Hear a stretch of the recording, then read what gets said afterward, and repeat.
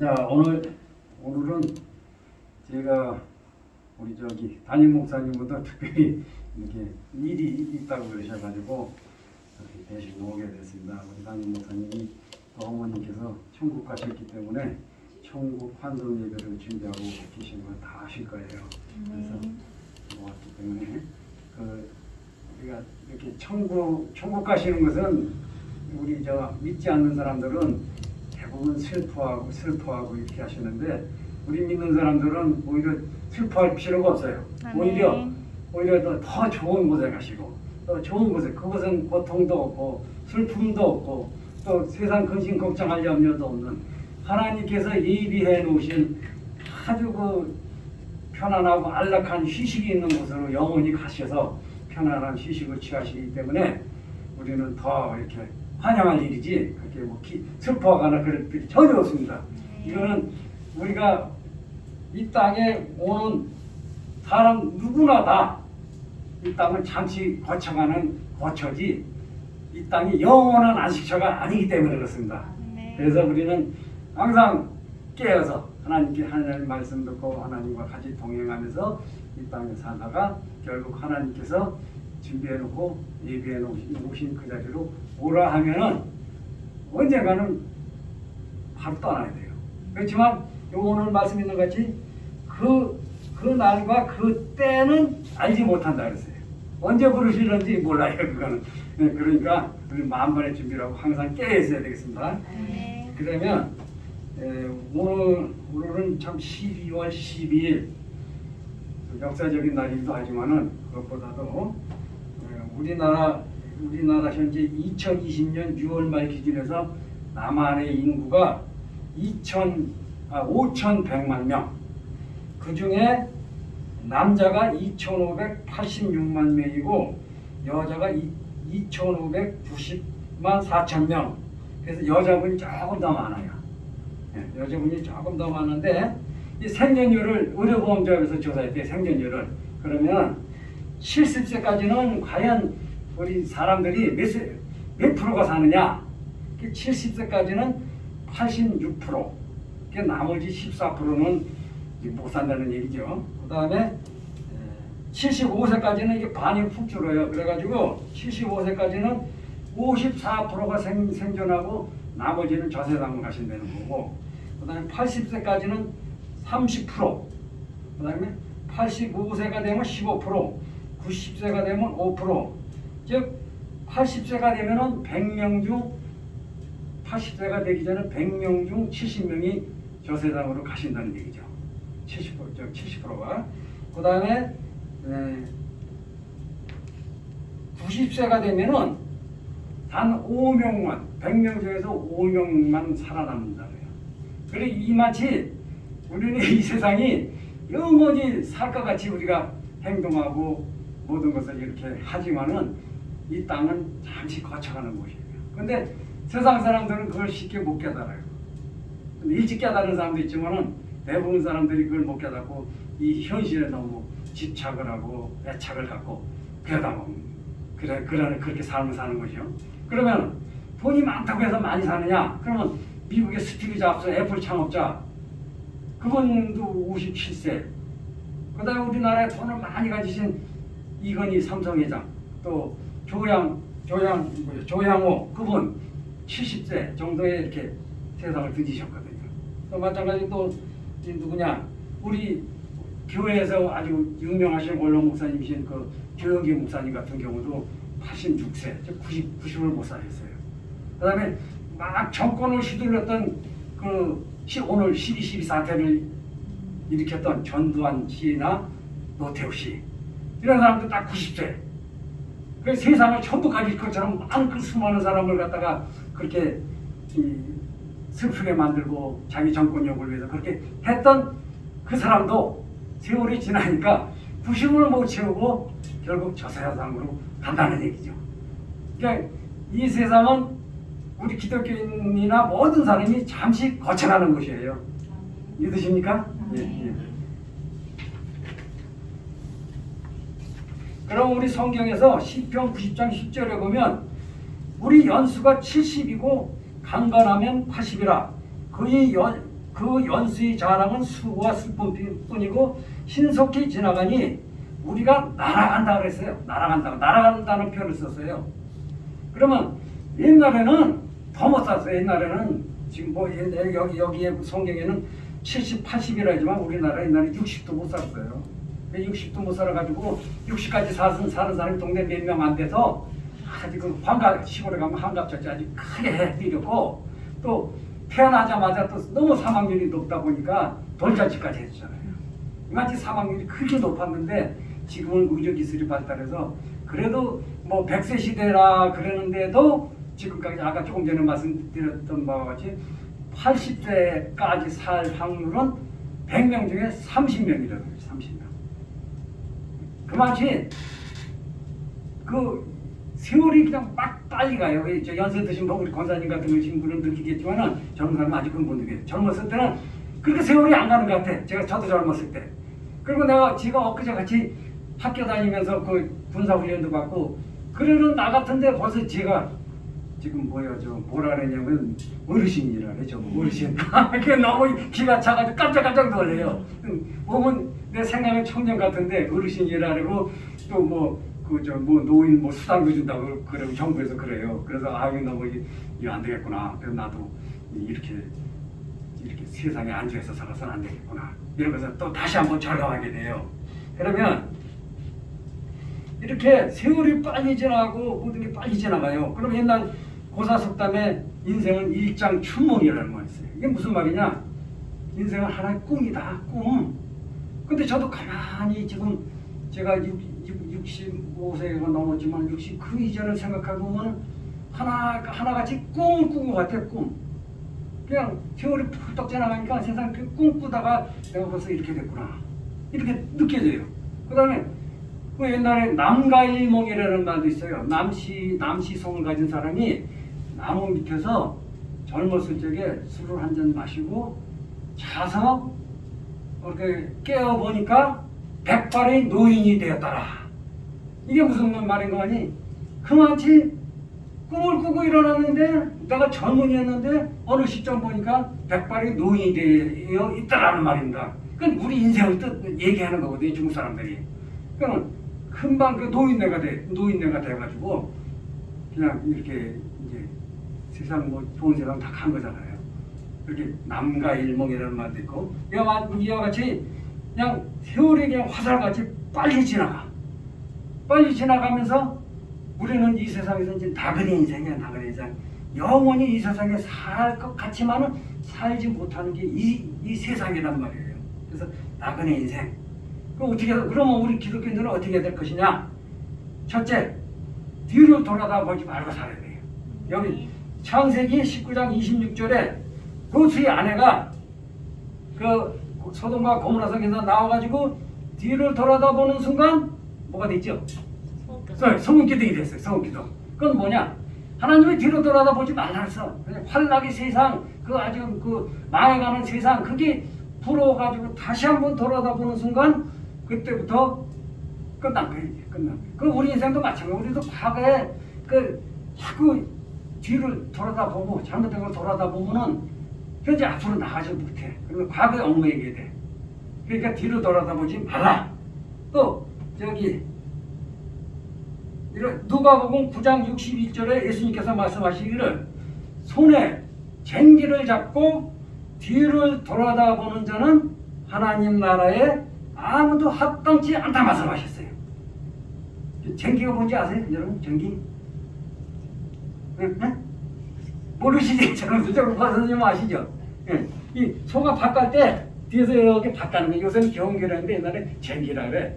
그럼 요거를 옛날에 성경을 번역해서 그런데 지금 현대적인 언어로 성경을 번역하면은 어떻게 번역해야 되느냐?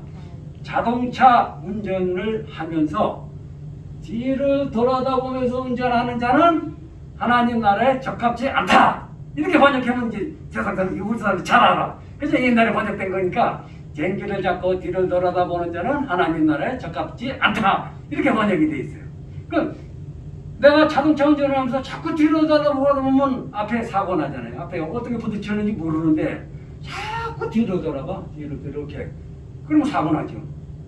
이렇게 말씀하시고 예수님께서 뒤로 돌아다 보지 마라. 뒤로 자기를 자꾸 뒤로 돌아보면 하늘에 적당치 않아. 그러면은 우리는 과거는 잘못된 거 좋은 거 다 잊어버리세요. 잊어버리고 앞을 향하여서 하나님 나라를 향해서 전진하는 것이지 과거 내가 불우한 환경에서 뭐 어찌겠다 아니면 과거 뭐 이제 뭐 스트레스를 받았다 뭐 했다 과거 뭐 내가 돈 빌려줘서 못 받아서 내가 그런 새끼 때문에 내가 죽겠다 그 자꾸 그런 거 생각하면은 내 이 심령이 혼란해져. 그것도 다 잊어버리고 뭐 과거 내 우리 남편이 어떻게 했다 뭐 그런 것도 다 잊어버리고 좋은 앞으로 좋은 일만 일어날 것이다.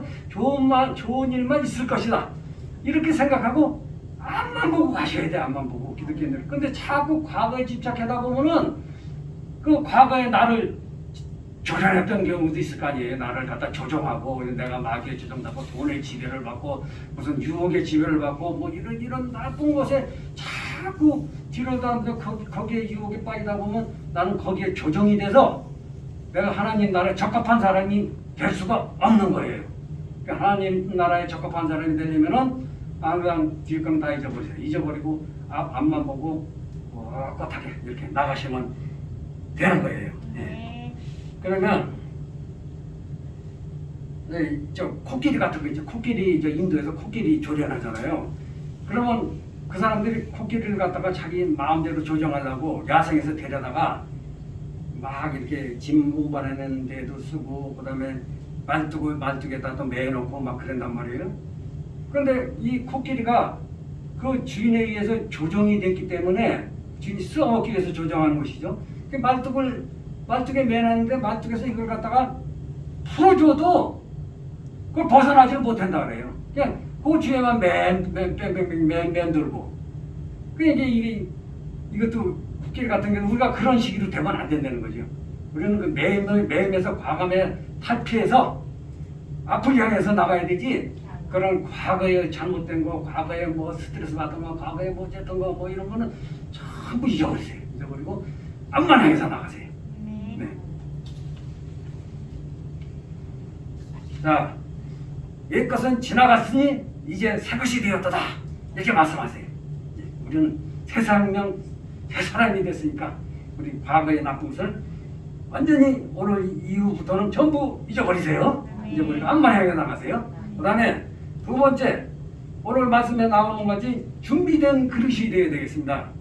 오늘 말씀에 나오는 열처녀의 비유가 나오는데 이 열처녀에 보면은 5명은 미련하다고 성경이 표현해요. 미련하다고. 그리고 5명은 슬기 있다고 표현해요. 그럼 미련한 것은 무엇이냐? 여기 보면 2장에 5은 미련하고 5은 슬기 있는 자이더라. 그럼 미련한 자는 준비를 안 해. 준비를. 그 등불을 가게 되면 반드시 등불에 기름을 준비해 가야 돼. 예비 스페어를 가져가야 되는데 기름을 준비를 안 해. 그러니까 하나님께서 미련하다 그래. 그렇지만 슬기로운 자는 예비 기름을 준비해 가. 근데 신랑이 올 때 이렇게 준비하고 옛날에 중동지방에서 신랑이 저 먼 거리에서 왔다 그래요. 그럼 신랑을 따기 위해서 신부가 등불을 켜고 준비하고 있어야 되는데 미련하다 보니까는 기름을 준비 안 해. 근데 저하고서 신랑이 온다. 그래서 등불을 켜려는데 기름이 다 떨어져가. 다 떨어져가면 어떻게 해? 옆에 보고 김 좀 빌려달라고 그 미련한 자들이 슬기로운 자들한테 기름을 빌려달라 그래요. 그럼 주겠어요? 그 상황이 어떤 상황인데? 내가 넣어줘서 나까지 떨어지면 나도 신랑 못 맞는데? 그러니까 너 저거 가서 사와. 저거 사와. 난 줄 수 없어. 그러니까 할 수 없이 그제서야 이제 살아가는 거예요. 그러면 벌써 신랑이 오고 벌써 문이 닫히잖아요. 천국 문이 닫혀버려. 혼인잔치가 닫혀버려. 그러면 들어갈 수 없는 거예요. 그럼 가서 두들겨. 나 이렇게 기름 사가졌는데 나를 여기에 혼인잔치에 들어가게 해달라고. 나 들어가게 해주세요. 그럼 뭐라 그러냐? 12절의 말씀 한번 보세요. 12절. 대답하여 이르되 진실로 너희에게 이르노니 내가 너희를 알지 못하노라. 네. 못한다 그래. 난 너희들은 몰라. 그러면 들어갈 수가 없는 거죠. 아이디도 있고 뭐 이렇게 해서 요새 같으면 뭐 이렇게 전자칩하고 이렇게 되는데 그게 없어. 그럼 못 들어가는 거예요, 못 들어가. 그럼 천국에 못 들어가는 천국 문턱에 갔다 문턱에 갔다 도로 가야 돼. 미래는 그거 갖다 성경에서 미련한 자들이라고 표현하고 있어요. 미련한 자. 그러나 미련한 자가 되지 말고 우리는 슬기로운 자여야 돼. 슬기로운 자. 준비를 철저히 하셔가지고 슬기로운 자. 그러기 위해서는 13절에 뭐라 하냐면 깨어 있으라. 그러니까 항상 깨어 있어야 돼. 잠자거나 또 준비를 게을리하거나 이래서는 안 되고 항상 부지런하고 깨어있고 세상 일 할 때도 항상 부지런하고 남보다 일찍 이렇게 하고 뭐 이렇게 근무할 때도 일찍 하고 또 회사 문 열 때 가게 문 열 때도 일찍 열고 조금 늦게 닫고 그래서 고객들한테 친절하고 그러면 가게가 되지만 해도 더 잘 돼. 근데 그렇지 않고 가게 문 열리던 뭐 늦게 열고 뭐 지저분하고는 손님이 왔다 돌아가. 네, 마찬가지로 우리는 항상 깨어 있어야 되고 그 날과 그 때를 알지 못한다 이 말이에요. 항상 대기해야 돼. 언제 어느 때 신랑 예수님이 우리한테 오실는지 신랑이 언제 올는지 신부리 열처녀에 같이 신랑이 언제 올는지 모르니까 항상 깨어서 긴장 속에서 우리 삶을 영위해야 되는 것입니다.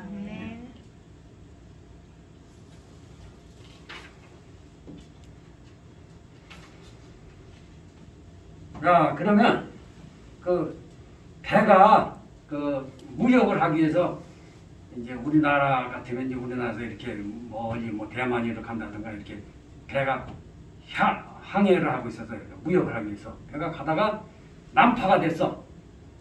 난파가 돼가지고 내가 어딘지 모르는데 어느 섬에 내가 도착한 거 깨어서 도착하니까 어느 섬인가에는 도착이 돼 있어.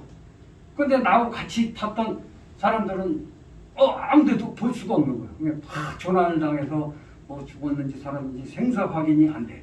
근데 나만 그 섬에 홀로 이렇게 떨어져 있는 거야. 뭐 로빈슨 뭐 어떤 그 미국의 무슨 영화에 나와서 그렇듯이 거기 섬에 딱 도착이 돼 있는데 조금 있다 그 섬에 사는 원주민들이 이렇게 와서 신기한 듯이 이렇게 쳐다보더니 뭐라 그러냐면 왕이 오셨다는 거야. 우리 왕이 오셨다 그러면서 저기 우리 그 궁궐로 모셔야 됐다 그러면서 그분을 갖다가 난파된 한 분을 갖다가 궁궐로 모신 거예요. 모셔서 극진히 대접하고 시종 뭐 하녀 시녀들 다 하고 좋은 음식에 뭐 가무에 그냥 그 임금으로서 왕으로서 그냥 지극정성이 대우가 된 거예요. 근데 깜짝 내가 왜 왕이야? 그런데 나를 왕을 대접하는 거예요. 너무나 좋아서 내가 왕이 아니랄 수도 없고 그냥 그걸 즐기는 거예요. 즐겨. 내가 왕으로서 즐기를 해주니까 난 저 사람들이 혹시 저 사람들 미친 거 아니야? 뭐 여러 가지로 내가 나름대로 조금 생각을 한 거야. 근데 그것도 아닌 거야. 근데 그것도 뭐 하루 이틀 지나간 것도 아니고 몇 날 며칠 한 것도 아니고 계속 나를 왕으로 대접하는 거야. 그래서 하루는 이제 정신을 바짝 차리면요. 지금까지 쭉 왕으로서 대접을 받다가 정신을 바짝 차려가지고 거기 원로들 노인들한테 이제 물어본 거예요. 아니 왜 나를 여기서 왕으로 대접하느냐? 왜 이렇게 했느냐? 그랬더니 그 노인이 하시는 말씀이 이 섬에는 원래 전통적으로 외부에서 사람이 오면은 왕을 시켜준다는 거예요. 왕을 시켜주고 일정 기간 이렇게 계속 왕이 됐다가 다시 이쪽에서 사람이 오던가 아니면 자기네 회의를 거쳐 이 사람이 왕으로 적합지 않다 그러면은 저기 무인도로 보낸다는 거예요. 무인도로. 정신이 번쩍 드는 거예요. 자기도 이제 언제 가는 무인도를 새로운 일부에서 왕이 오면은 자기도 글로 가는 줄 모르잖아요. 그래서 정신이 번쩍 나가지고 은밀하게 하인 몇 명하고 배를 이렇게 운전할 수 있는 이렇게 옛날에 뗏목인데 이렇게 할 수 있는 사람하고 은밀하게 버린다는 섬을 가본 거예요. 가보니까 완전히 이 섬은 죽음의 섬이야. 황량하고 죽음 그냥 지금 해골이 그냥 널브러져 있고 사람 생명이라는 건 찾아볼 수가 없는 섬이야. 그걸 보니까 자기 이제 절도 직전이야. 나도 언젠가는 이 섬에 이 사람들이 갖다 버리면 거기 가서 내가 먹을 것도 없이 지내다가 죽을 거 아니냐 이렇게 생각을 한 거예요. 그래서 정신이 번뜩 들어가지고 뭐 이렇게 말할 기력도 없어. 가자, 가자. 와가지고 이제 자기 왕 있는 대로 다시 왕 있는 섬으로 다시 왔어요. 와서 식음을 전폐하다시피 한 거예요. 그걸 봤으니 그래서 식음을 전폐하다시피 하고 잠도 못 자고 이게 어떻게 할 것이냐 생각하다가 이 지혜가 딱 떠오른 거야. 그러면 내가 왕이지 않느냐, 이 섬의 왕이지 않느냐. 그러니까 왕이니까 저 사람들이 나를 보기 전에 왕으로서 내 제자를 볼 때 저 섬에 은밀히 자주 가서 그 섬을 갖다가 개간하고 물을 대고 과일나무를 심고 세서로 가꿀 수 있는 그 아름다운 섬으로 만들자. 그래가지고 은밀히 자기 그거를 진행을 한 거예요. 그렇게. 그 언젠가는 자기도 이제 그 섬에 오게 되니까. 그래서 그 섬에서 그 아름다운 섬 아주 옥토 낙원으로 가게 되는 거 아니에요? 그러면 이거는 뭘 말이냐 하나의 비유로서 말씀드리는 건데 그 죽음의 섬 지금 우리 기독교인들이 얘기하는 지옥을 천국으로 바꾼 거예요. 천국으로. 그럼 우리도 마찬가지로 그 섬에 언젠가는 가게 되는데 그 섬이 지옥 섬이냐 천국 섬이냐는 여러분이 가꾸느냐 안 가꾸느냐에 달렸다는 거죠. 안 가꾸면은 여러분도 가서 지옥섬에 가가지고 해골들이 들들거리는데 거기 있을 것이고 그렇지 않고 여러분들이 그 지옥섬을 갖다가 천국으로 갖고 물을 대고 아주 아름다운 과실과 새들이 지저귀는 섬 낙원으로 만들어 놓으면 여러분들은 영원한 낙원 하나님께서 준비하신 그 낙원으로 가서 있는 거예요. 아멘이시죠? 네. 그러면 저 거제도의 외도라는 곳에 한번 가보신 적 있으세요? 거제도에. 그 외도에 가면요. 거제도에서도 배를 타고 한 20분인가 30분 가는데 관광객이 지금 코로나 때문에 어떤지 모르지만 코로나가 없으면 아주 인산이네요.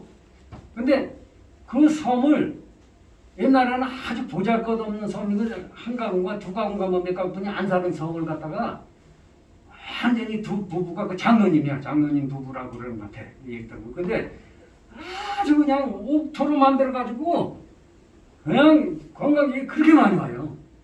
하물며 사람이 만드는 섬도 그렇게 되는데 우리는 하나님께서 준비해 놓으신 그 천국 낙원을 가기 위해서는 우리가 지금부터 10처녀의 중에서 슬기로운 처녀같이 5명의 처녀같이 거기를 준비를 해야 되는 거예요.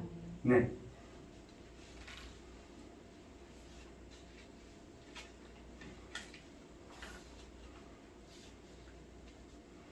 자, 그러면 이러한 섬을 가기 위해서는 우리가 아직 옥토로 된 섬을 만들기 위해 평안한 우리의 안식이 있고 참 평안한 하나님께서 우리에게 준비해 놓은 섬을 가기 위해서는 우리가 항상 신앙생활도 열심히 해야 되고 깨서 기도해야 되고 또 비록 뭐 내가 해외에 나가서 뭐 선교 그런 건 못할지라도 여기에서 그야말로 열심히 생활한다면 우리도 거기에 가는 거거든요.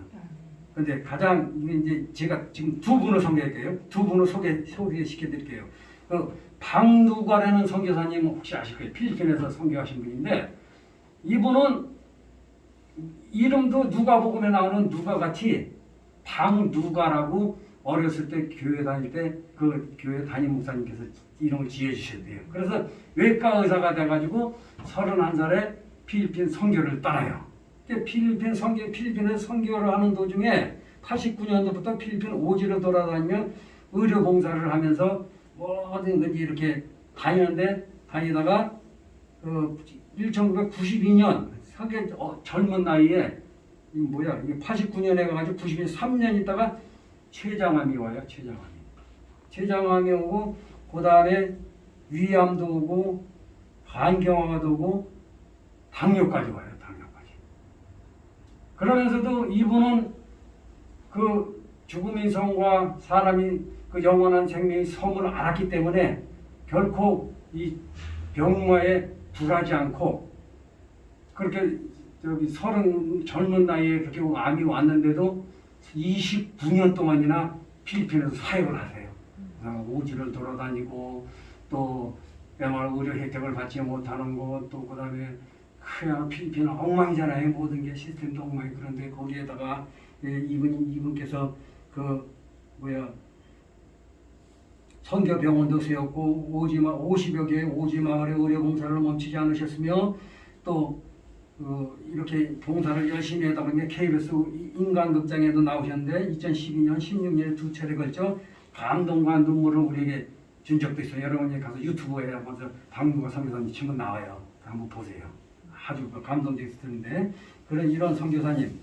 그래서 자신도 힘들지만은 자신도 병마와 싸워가면서도 다른 분 같으면은 병마가 이렇게 췌장암도 오고 위암도 오고 뭐 당뇨도 오고 그러면 저 휴양차 떠나실 텐데 이분은 나보다 더 아픈 그 이들을 위해서 오지를 찾아다녀요. 그 병마와 싸우면서도. 그러다가 결국은 모든 사역을 마치고 이제 너는 편히 오라. 그래서 하나님께서 이분 나이 만 60세, 58년생이니까 60세 때 그러니까 2018년도에 하나님 부름심을 받고 천국에 가 계시는 분, 박누가 선교사님, 아주 훌륭하신 분이죠. 이런 분도 있고, 그 다음에 그 우리 기독교는 아니지만 캐톨릭의 이태석 신부님이라고 톤지 열지 마라. 그거 보면 정말 눈물 나와요. 그 영화 그것도 보면은 톤지 열지 마라. 그거 보면은 이거는 1962년생으로서 2010년 48세, 젊은 나이에 하늘나라 가셨어. 근데 이 암도 위암이 왔어.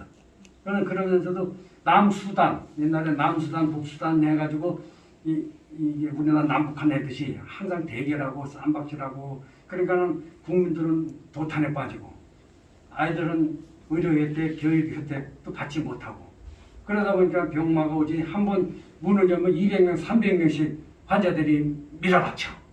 이거 혼자 다 진료를 하려고 밤늦게까지. 밤늦게 다 해도 못한다. 그런데 그 사람들이 뭐 요 가까이 데서 오는 사람들이냐? 아니요.